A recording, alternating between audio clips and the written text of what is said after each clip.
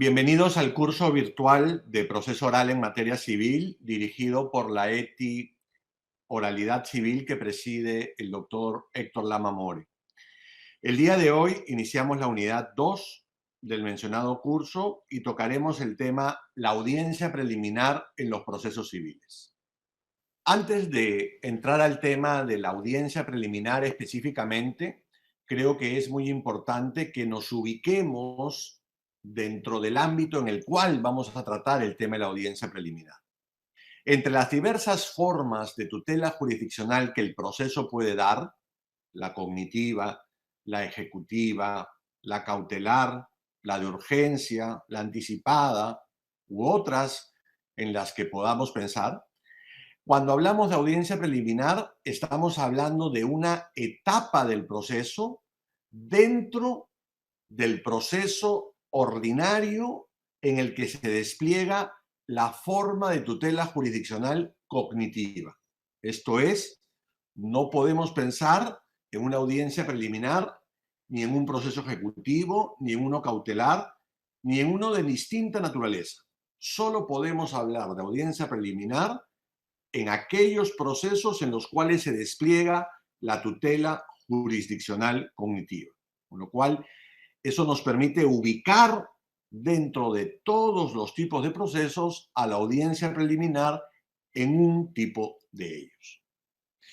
Y dado que estamos hablando de una etapa dentro del proceso ordinario en el que se despliega tutela cognitiva, vale la pena recordar que la tutela cognitiva parte de una alegada lesión o amenaza a un derecho material.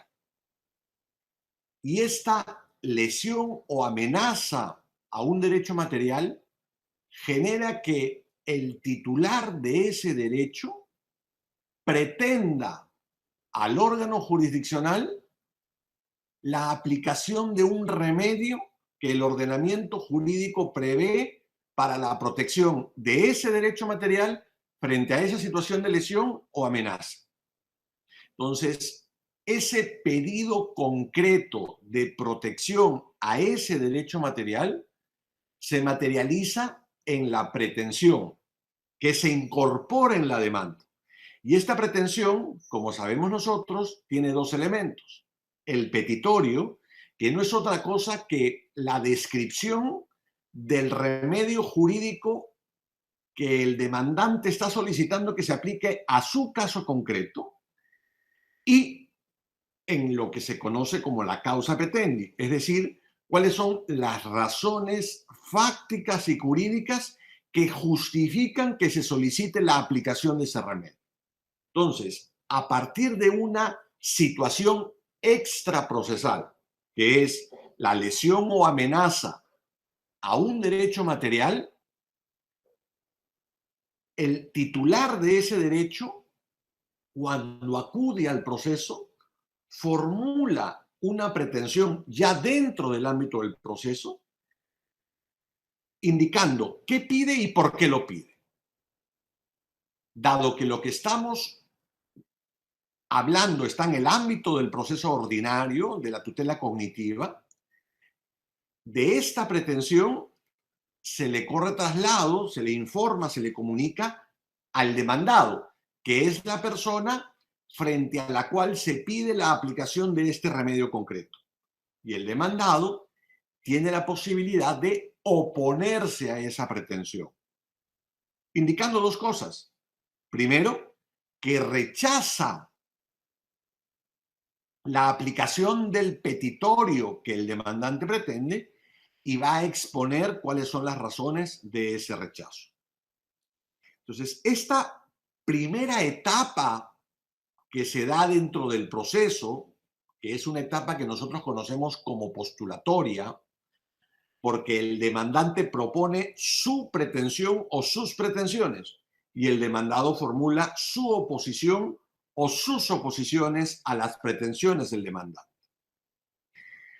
Luego de esta primera etapa, decía que es la etapa postulatoria, viene lo que se llama la preparación del debate. Hasta el momento ha habido la postulación. Todavía técnicamente no ha habido un debate. Después vendrá el debate con la actuación probatoria y la discusión que las partes tengan sobre los argumentos y las pruebas ya actuadas. Pero antes de pasar a ese debate, hay una etapa intermedia, hay una etapa de nexo entre la postulación y el debate, que es lo que podríamos llamar la preparación al debate. Es decir, dejar el proceso en el estado en el que, habiéndose ya formulado las pretensiones y las defensas, pasemos al debate. Y es en esta etapa de preparación del debate donde se ubica la audiencia preliminar. Luego del debate, evidentemente, vendrá el dictado de la sentencia, donde el juez decidirá si concede o no concede el petitorio y explicará el por qué. Y, evidentemente, lo dictado en la sentencia tendrá luego un correlato en el ámbito de la realidad, en el ámbito del derecho material, porque la sentencia tendrá que tener eficacia respecto de las acciones que suponen la lesión o amenaza del derecho. Por eso, a pesar de que tradicionalmente se suele explicar el proceso como una línea temporal, digamos, paralela, yo creo que la mejor forma de explicar el proceso es a través de un círculo, un poco siguiendo lo que nos enseña el profesor Francesco Luiso: el proceso nace del derecho material y al derecho material debe volver. Entonces, ese es un esquema general de lo que es el proceso ordinario, con una etapa de postulación, con una etapa de preparación del debate, que es donde se ubica, como digo, la audiencia preliminar, con la etapa del debate y la actuación de la prueba, y finalmente con la etapa de la sentencia, para luego pasar a la realización de los efectos de la sentencia en el ámbito del derecho material. Muy bien. Esta etapa de preparación del debate puede ser estructurada por el legislador de distintas maneras. Si nosotros optamos por el modelo escrito, que es el que, por ejemplo, tenemos hoy vigente en el Perú, hay una etapa de preparación del debate que se hace por escrito. Cuando, por ejemplo, el juez le pide a las partes que proponga cuáles son sus puntos controvertidos. Es una etapa de preparación del debate por escrito. Pero evidentemente es una etapa un poco inútil, innecesaria, porque no produce ningún efecto real en lo que va a ocurrir en el proceso. Uno por eso podría decir que es una etapa perfectamente prescindible, ¿no? Si uno piensa en un modelo de proceso escrito, la etapa de preparación del debate no es sino una mera formalidad, ¿no? Donde no hay espontaneidad, donde no hay una proactividad en realmente preparar el debate, sino es una comunicación prácticamente de sordos que no tiene ningún propósito específico. Pero si uno piensa más bien en un modelo de proceso oral, evidentemente este momento de preparación del debate pues tendrá que cumplir con las reglas o los principios procedimentales propios del proceso oral, ¿no? La inmediación, la concentración, la espontaneidad, ¿no? Que rige a este tipo de procesos, ¿no? Pero más allá, a lo que quiero ir con en este punto es, más allá de si estamos ante un modelo escrito o estamos en un modelo oral, para poder diseñar dentro de cada uno de estos modelos cómo debe realizarse la preparación del debate, es preciso tener en cuenta tres cosas. ¿Cuáles son los derechos de las partes que deben ser respetados en este momento? ¿Cuáles son las atribuciones que va a tener el juez en esta etapa? ¿Y cuál es la opción del sistema jurídico por el esquema procedimental específico? Entonces, para poder determinar cómo preparar, ¿no? O cómo, más que preparar, cómo regular, ¿no? Eh, este sistema específico de preparación de debate, debemos tener en consideración los derechos de las partes, las atribuciones que tiene el juez y la opción por el esquema procedimental. Ahora sí, pasemos específicamente a hablar de la audiencia preliminar. La audiencia preliminar, vistos estos elementos teóricos que acabo de explicar, se estructura sobre la base de reconocer que las dos partes en el proceso son titulares del derecho a la tutela jurisdiccional efectiva, con todas las manifestaciones que este derecho supone: el derecho a ser oídas, el derecho a contar con abogado, el derecho a la imparcialidad del juez, el derecho a la igualdad de las partes en el proceso, es decir, todos los derechos que supone la tutela judicial efectiva. Entonces, al momento de estructurar la audiencia preliminar, es preciso que tengamos en cuenta cuáles son los derechos de las dos partes en el proceso para que toda la actividad que supone la audiencia preliminar se realice respetando todos y cada uno de estos derechos. Pero el segundo aspecto que hay que tener en cuenta al momento de diseñar la audiencia preliminar es establecer cuáles son las facultades que tiene el juez en el proceso. En la opción que desde 1993 se ha optado en el proceso civil peruano, el juez tiene facultades de dirección. Por lo tanto, al momento de diseñar la audiencia preliminar, es preciso tener en cuenta cuáles son esas facultades de dirección del juez y permitir que se actúen en respeto del derecho a la tutela jurisdiccional efectiva de las partes, ¿no? Aquí es muy importante tener en cuenta que el modo como ha sido muchas veces explicado el proceso civil en el Perú, pero no solo en el Perú, sino en Latinoamérica, parte de suponer que las facultades de dirección al juez se oponen y van en contraposición con los derechos fundamentales que tienen las partes en el proceso, cuando eso no es así.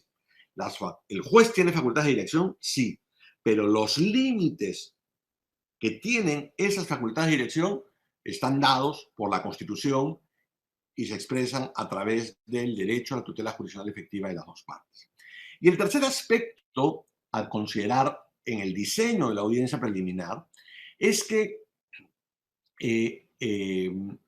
cuando hablamos de un proceso oral, en estricto, como ya todos saben, no estamos hablando de un proceso puramente oral, cosa que no existe, sino estamos hablando del diseño de un proceso por audiencias, ¿no? Que es un proceso en el cual se tratan de combinar lo mejor de la escritura y lo mejor de la oralidad.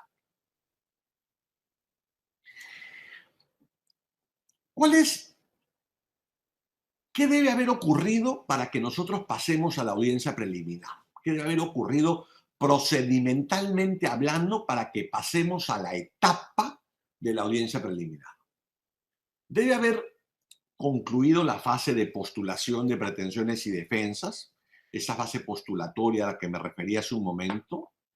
Debe haber concluido la fase de ofrecimiento de pruebas, es decir, no podemos nosotros entrar a la audiencia preliminar si es que las partes aún pueden seguir ofreciendo pruebas. No habría nada que preparar, o lo que habría que preparar no se podría preparar bien si las partes todavía tienen posibilidad de pruebas. Por eso, en el esquema o en el diseño de una audiencia preliminar es fundamental la etapa que existe, la preclusión en el ofrecimiento de las pruebas, con las excepciones que la preclusión tiene y está dada por la teoría de los hechos nuevos, y el tercer presupuesto procedimental, que a su vez es un presupuesto de tipo ético, es que los concurrentes a la audiencia preliminar lleguen preparados a la audiencia. Muy bien. Ya estamos en la audiencia preliminar, ya han pasado estas actuaciones previas, ya las partes han postulado sus pretensiones y sus defensas, ya ha precluido la posibilidad del ofrecimiento de las pruebas y las partes están preparadas para poder entrar a la audiencia preliminar. Y en la audiencia preliminar hay fases en las que me voy a detener a continuación explicando cada una de ellas. La primera fase es el inicio de la audiencia preliminar con la identificación de los concurrentes. ¿Quién está participando como demandante? ¿Quiénes son sus abogados o sus representantes? ¿Quién está actuando como demandado? ¿Quiénes son sus abogados y sus representantes? La segunda fase dentro de la audiencia preliminar es la de la explicación de la posición sobre la controversia, donde las partes desarrollan y explican brevemente cuál es su posición sobre la controversia. La tercera fase es ya una de debate previo, que es el debate sobre las excepciones y demás defensas procesales, que son aquellas que podrían impedir la continuación del proceso. Luego, eso hay que concluirlo ya en la audiencia preliminar, con lo cual la cuarta fase tiene que ver con la resolución que el juez debe dar a estas defensas procesales y excepciones. La quinta fase tiene que ver con la fijación de los puntos afirmados y los controvertidos, donde el diálogo entre partes y juez va a ser muy importante para poder determinar cuáles son los verdaderos alcances de la controversia.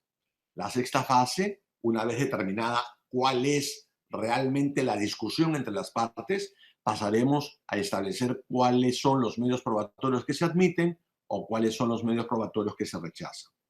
Luego, en el esquema propuesto, por ejemplo, por el proyecto de reforma del Código Procesal Civil, habrá que establecer si las partes tienen un acuerdo procedimental para continuar con el proceso. Si lo hay o no lo hay, pues habrá que determinarlo. Y luego pasamos a otra fase en la audiencia preliminar, que es el intento de llegar a un acuerdo sobre las discusiones que las partes han planteado. Si no hay acuerdo, hay que continuar con el proceso y la última fase será la fase de fijar la continuación del proceso, ¿no? Es decir, determinar cuándo será la audiencia de pruebas y el momento de los alegatos de cierre. Vamos a hablar de cada una de estas etapas. La primera, la identificación de los concurrentes. Es importante que la audiencia preliminar comience sabiendo quién está actuando como demandante, como su representante y quiénes son sus abogados. Y quién está actuando como demandado o quién es su representante y quiénes son sus abogados. Un problema común, usual, que se suele presentar en la audiencia preliminar es la determinación de si quien está actuando como representante realmente lo es y si tiene facultades para hacerlo, ¿no? Y muchas veces la audiencia preliminar se frustra porque hay algunos defectos formales en el poder, está solamente la copia de la escritura pública y no está la escritura pública o no está la copia legalizada o la copia no es legible, etc. Entonces, creo que debemos superar las formalidades. Esto es una etapa una actitud muy importante con la que hay que participar en las audiencias en general. Y si hay defectos formales y puramente formales, continuar con la audiencia y corregirlos después. La audiencia no puede frustrarse por defectos formales, pero sí es muy importante que podamos identificar quiénes están participando y en qué calidad en la audiencia. La segunda etapa es lo que suele denominarse a veces la etapa de los alegatos de apertura, ¿no? Es cuando las partes exponen lo esencial de su posición. Y yo creo que en el caso del demandante, lo esencial de su posición significa decir qué pide, cuáles son los hechos fundamentales que sustentan lo que pide y cuál es el fundamento jurídico esencial de su demanda. Eso debe estar muy claro en la exposición que haga el demandante o su abogado hacia el juez. Y en el caso del demandado, debe quedar muy claro si se opone o no y en qué medida se opone a lo pedido por el demandante, cuáles son los hechos esenciales que sustentan esa oposición y cuál es el fundamento jurídico esencial que sirve de base para la oposición del demandado. Esta es una presentación de lo esencial de la posición de las partes.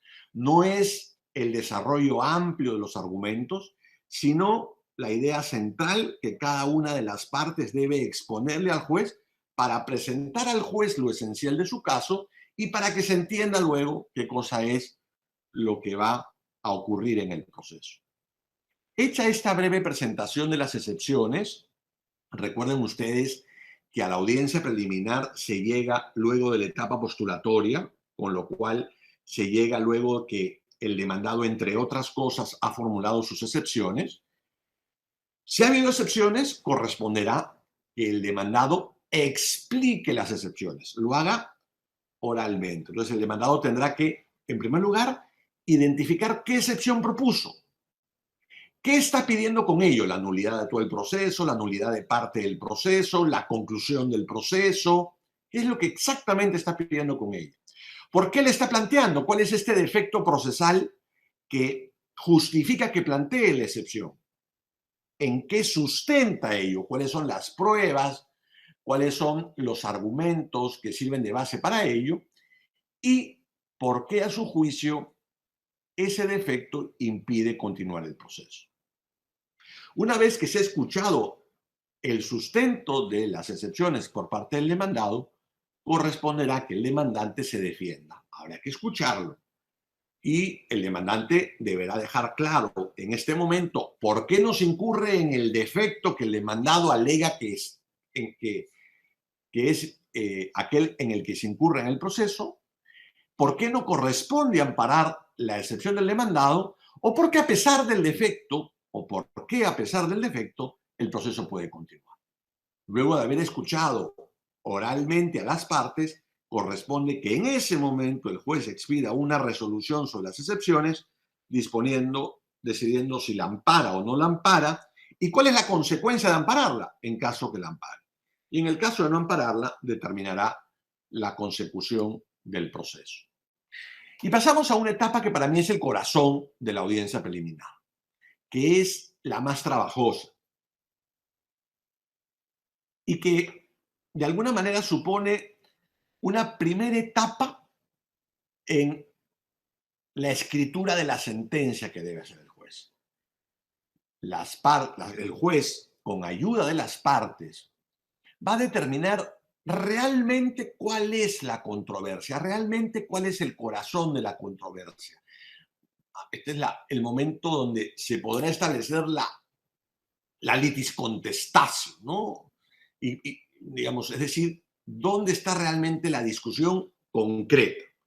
Y eso pasa por determinar de los hechos alegados por las partes, cuáles son los hechos respecto de los cuales las partes están de acuerdo y cuáles son los hechos respecto de los cuales las partes no están de acuerdo. Recordemos nosotros que el demandante ha planteado su demanda